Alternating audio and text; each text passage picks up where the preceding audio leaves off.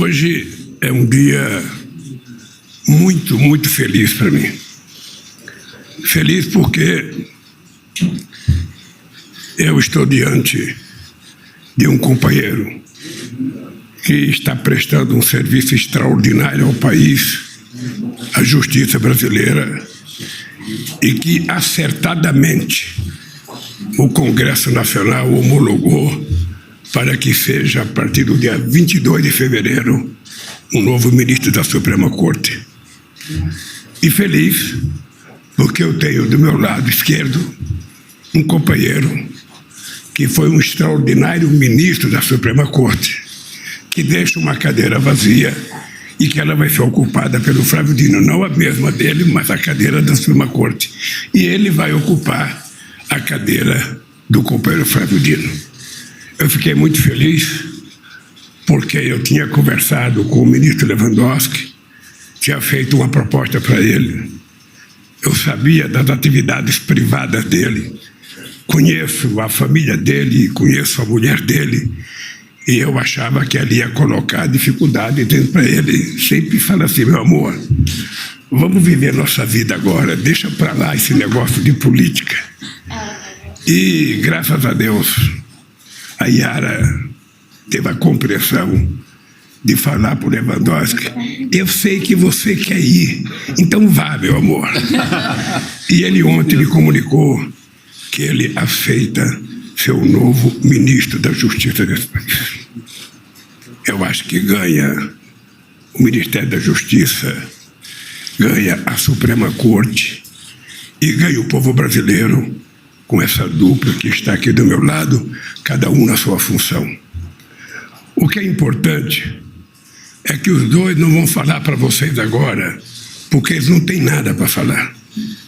Quando o Flávio Dino foi indicado, e qualquer ministro meu é indicado, eu quando indico uma pessoa, eu indico por uma relação de confiança.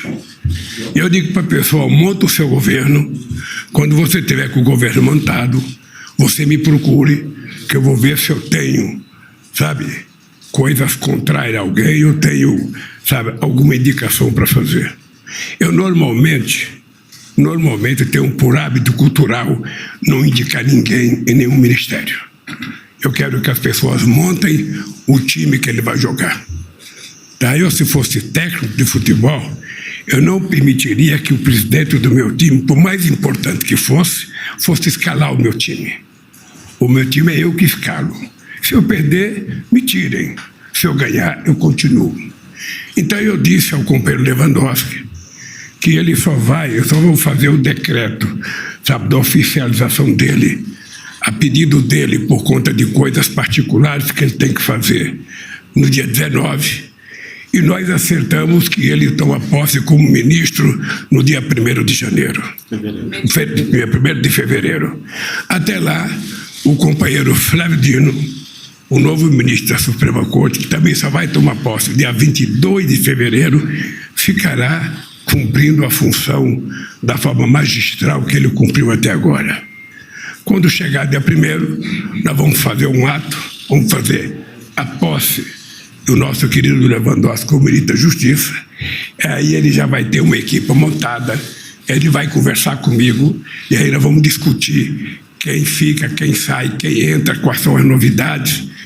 E o Flávio Dino também já vai montar a sua equipe para trabalhar como ministro da Suprema Corte, e nós vamos fazer um ato. Aliás, vai ser 2 atos importantes. É um ato do nosso companheiro Lewandowski entrando e um ato do nosso companheiro Flávio Dino saindo. Eu quero dizer para vocês que é um momento muito extraordinário. Eu, às vezes, tinha dúvida se o companheiro Lewandowski, não ia preferir, dar um tempo à vida particular dele.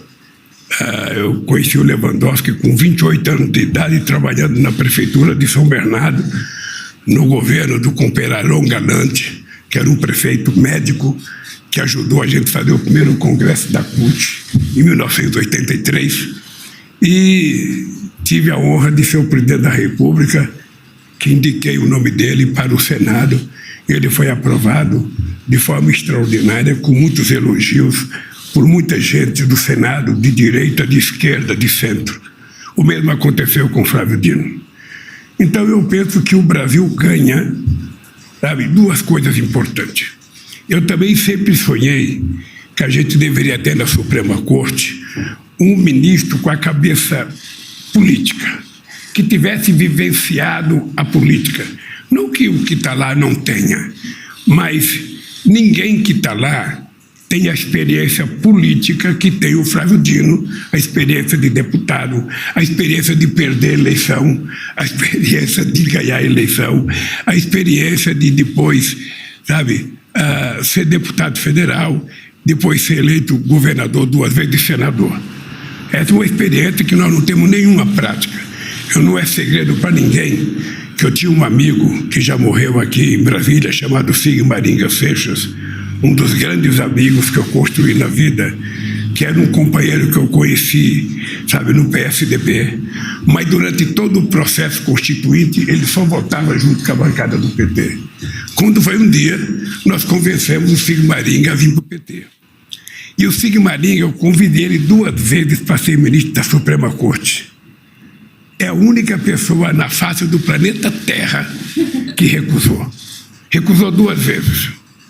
Ele dizia da forma mais singela possível: presidente, eu não estou preparado para ser ministro da Suprema Corte, por favor, me deixa aqui onde eu estou. E não foi. Enquanto você está cheio de gente, sabe, no mundo dos advogados, brigando para ter um cargo desse, é um cargo importante. Então eu estou feliz porque eu tive muita sorte na minha passagem pelos governos. O meu primeiro ministro da Justiça foi o companheiro Márcio Tomás Bastos, que era uma figura, sabe, da maior respeitabilidade moral. Depois eu tive o companheiro Tarso Genro, que trazia na bagagem a experiência política dele do estado do Rio Grande do Sul. E agora o companheiro Flávio Dino, que aceitou quando eu convidei, não assumiu o Senado e vir para o governo. E prestou um trabalho extraordinário. E agora o Lewandowski. Então, eu quero dizer para vocês que é um dia muito feliz. Quero dizer ao povo brasileiro que ele vai ganhar com essas 2 escalações. Uma na Suprema Corte e a outra na Justiça. Então, eu quero dizer para vocês que esse aviso é muito gratificante e ele coroa o meu primeiro ano de mandato. Eu estou muito feliz com o que aconteceu no primeiro ano de mandato aqui. Eu estou muito feliz porque, em janeiro, eu fui a Hiroshima e, por acaso, em Hiroshima, eu encontrei com a diretora-geral do FMI. E ela me disse que o Brasil ia estar numa situação difícil, porque o ano seria difícil e porque o Brasil não iria crescer mais que 0,8%. Eu disse a ela: olha, com todo o respeito que eu tenho à senhora não conhece o Brasil, a senhora não me conhece, e o Brasil vai crescer mais do que a senhora está prevendo. E cresceu. E eu quero dizer a todas as pessoas que estão aqui da imprensa, quando a gente faz uma análise política e econômica, e a gente analisa a pesquisa, e a gente analisa que tem uma coisa que está difícil de acontecer, não é para a gente ficar transformando aquela pesquisa na verdade absoluta. A pesquisa existe para que a gente tenha condições de fazer mudança de rumo e fazer as coisas acontecer. Eu não sou um presidente da República que faça um diagnóstico e fico feliz com o diagnóstico. Eu fico feliz quando eu consigo fazer com que o diagnóstico seja colocado em práticas políticas capazes de mudar e melhorar a situação que foi diagnosticada. E eu estou convencido, mas muito convencido, quero dizer para vocês agora, eu vou marcar, Pimenta acho que tirou um dia de descanso agora, 4 dias, quando o Pimenta voltar eu vou marcar um outro café da manhã com a imprensa que eu queria fazer no final do ano, não deu, para discutir temas gerais.